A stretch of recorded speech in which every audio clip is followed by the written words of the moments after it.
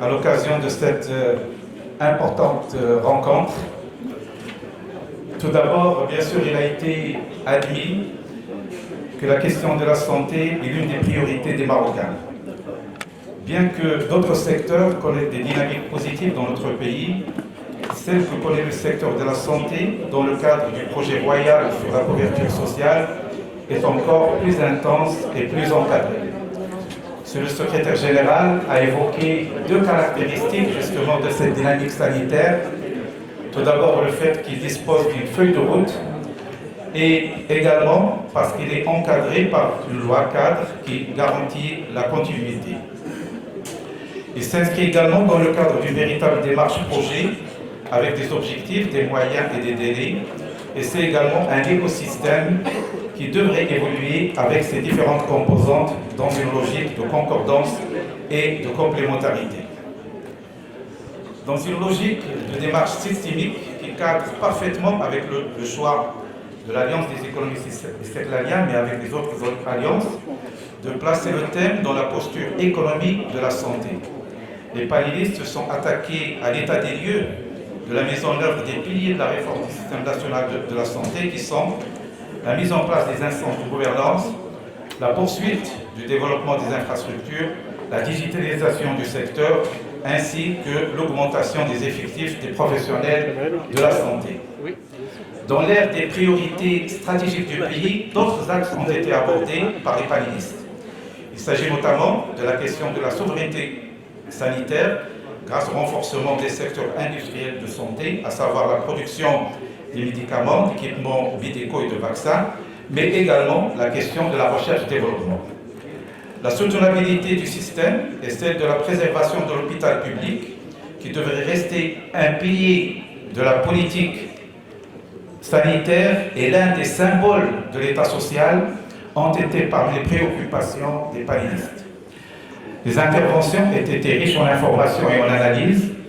De prime abord, le rôle de la prévention dans l'optimisation de la politique médicale a été évoqué avec insistance. Elle permet non pas seulement d'améliorer la santé globale de la population, mais aussi de réduire les coûts liés aux soins de santé et de maximiser l'efficacité des ressources disponibles.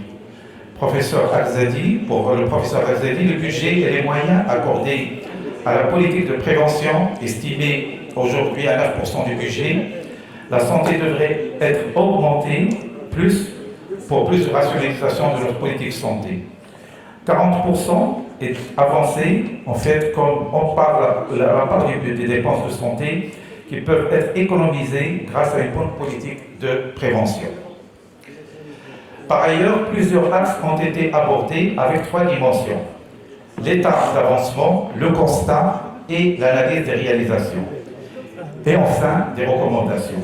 Avec les quatre axes suivants rapidement. Le premier, une couverture médicale généralisée à inscrire dans la durabilité et la soutenabilité. Donc, au-delà de la mise en place du système de couverture médicale généralisée, assurer la soutenabilité et la durabilité constitue un enjeu majeur pour le Maroc, selon nos conférenciers. Les besoins croîtront au fur et à mesure que le système avancera dans la généralisation, ce qui suppose une veille constante pour mobiliser le financement requis. La durabilité passe également par l'optimisation des ressources, par une bonne gouvernance, par un équilibre, une cohérence au niveau du poids et des rôles entre le secteur public et le secteur privé. Selon nos intervenants, la généralisation de l'assurance maladie obligatoire au Maroc marque un tournant décisif pour la protection sociale du pays. Grâce aux orientations royales, cette réforme vise à garantir un accès universel aux soins de santé, indépendamment du statut professionnel ou du niveau de revenu. Le renforcement du recouvrement des cotisations sociales en mettant en place des mécanismes de suivi digitalisés et des plans de paiement échelonnés pour les travailleurs non salariés permettront d'une part d'élargir encore plus la couverture médicale et d'autre part de rendre plus élevé le taux de paiement. La rationalisation des dépenses en médicaments par une incitation à la prescription du générique et une révision des tarifs de remboursement réduirait les coûts de médicaments. Une urgence financière, le coût des médicaments représente aujourd'hui 4,5 milliards de dirhams par an, un poids considérable pour l'AMO.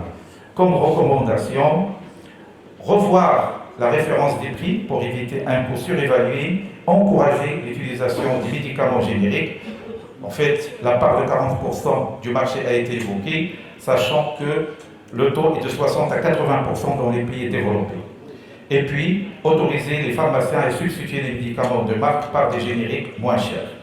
Deuxième axe, plus d'équité sociale et territoriale dans l'accès au système de santé en gardant une place centrale à l'hôpital public tout en développant le secteur privé. Le succès de la couverture médicale universelle repose sur un secteur public capable d'absorber la demande. Or, plusieurs défis persistent. Pénurie de personnel médical, infrastructures insuffisantes et inégalement réparties. La question de la carte sanitaire a été évoquée avec force. Également, la migration des compétences vers l'étranger et puis des délais d'attente excessifs et une gouvernance à revoir.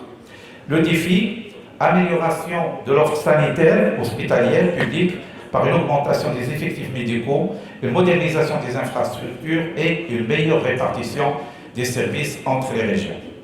Dans ce sens, les panélistes ont présenté la coexistence des deux secteurs, public et privé, comme une opportunité et non comme une menace pour l'un ou pour l'autre.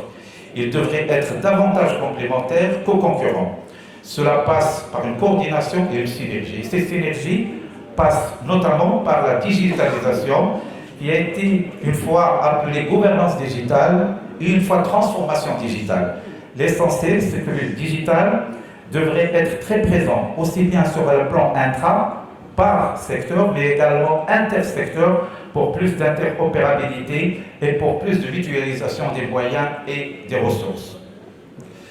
Il a été également évoqué que depuis la crise du Covid, et ça c'est le troisième axe, qui porte sur une dynamique propulsant économiquement les secteurs de la santé, visant plus de souveraineté nationale, créateur d'emplois et de valeur ajoutée, productive avec une stratégie plus de connexion avec les besoins de santé, notamment et dans l'optique de l'exportation, surtout le continent africain qui a été beaucoup évoqué.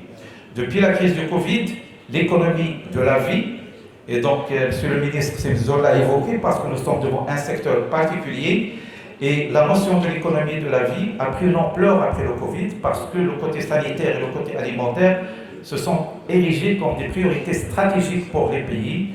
Et donc, bien sûr, l'économie de la santé est un des piliers des stratégies nationales et régionales, avec son corollaire, la souveraineté nationale, et se sont érigés comme des priorités nationales dans plusieurs pays, dont le Maroc. La question a été abordée sur plusieurs angles par les panélistes. Tout d'abord, le volet industriel. Les opportunités économiques et d'emploi dans le secteur de la santé. Monsieur le ministre Seriat Mzoul a évoqué, a présenté les leviers à activer pour faire de la santé un véritable moteur de croissance économique, notamment à travers la souveraineté médicale, la production de matériel de soins et de médicaments, et surtout une orientation vers l'export. Il y a un potentiel énorme, au lieu de 10%, on peut aller vers 50-60%, et ça nous permettrait cette économie d'échelle, en fait, tant en fait nécessaire pour justement optimiser la production nationale. L'impact du coût des médicaments et la place de l'industrie pharmaceutique a été également débattu avec des opportunités de développement de la production locale de médicaments et de l'importance de promouvoir les génériques pour réduire la dépendance aux importations et maîtriser le coût. Le deuxième volet de la souveraineté, c'est la recherche-développement. En fait, le Maroc a démontré une capacité d'innovation et de créativité, aussi bien au niveau de ses laboratoires, et donc ça a été dit, nous avons des laboratoires qui innovent, mais également de ses unités industrielles et au niveau de ses universités. Le potentiel est à renforcer en intégrant davantage l'encouragement de la recherche-développement dans le sillage de la dynamique que connaît l'écosystème sanitaire dans notre pays. Par ailleurs, comme la souveraineté est difficile à concourir sur un plan exclusivement national, elle est placée dorénavant, dans la mesure du possible, dans le cadre d'une dimension régionale. Or, pour le Maroc, son prolongement naturel est le continent africain. Cela est encore plus faisable dans le domaine du secteur de la santé, étant donné que l'industrie pharmaceutique marocaine est classée deuxième en Afrique et que les problématiques sanitaires de la population africaine peuvent être assimilées plus facilement par des opérateurs de santé marocains. Quatrième et dernier axe, le capital humain, vecteur central dans l'aboutissement et la pérennité du système. La question des professionnels de la santé, avec ses différentes composantes, notamment les médecins et le personnel médical, est une question transversale qui a traversé les différents panels. Deux enjeux sont évoqués par les panélistes. Tout d'abord, la nécessité d'augmenter la cadence de la formation. Le taux d'encadrement médical au Maroc est au tiers des standards de l'OMS, donc il y a beaucoup à faire en termes de formation. L'élan de la création de facultés de médecine a été accéléré et les acteurs se sont multipliés, secteur public, secteur privé et tiers secteur. L'objectif est de doter chaque région du Maroc d'un CHU et à l'étape de la finalisation. Demeure la question de la rétention des compétences marocaines. Les questions de la motivation et de l'amélioration des conditions de travail ont été largement abordées par les panélistes. En termes de conclusion, c'est un système qui est en marche et qui a besoin d'être consolidé pour garantir sa pérennité. Le Maroc a accompli un progrès majeur avec la généralisation de l'AMO, mais des réformes structurelles restent indispensables pour éviter un blocage financier et garantir une prise en charge efficace pour tous. La réussite de cette réforme repose sur une volonté politique forte, un financement pérenne et une modernisation des infrastructures de santé. L'objectif ultime est de garantir un accès équitable aux soins pour tous les Marocains, sans distinction de revenus ou de statut social. Un défi majeur, mais une opportunité historique pour le Maroc. Merci pour votre attention.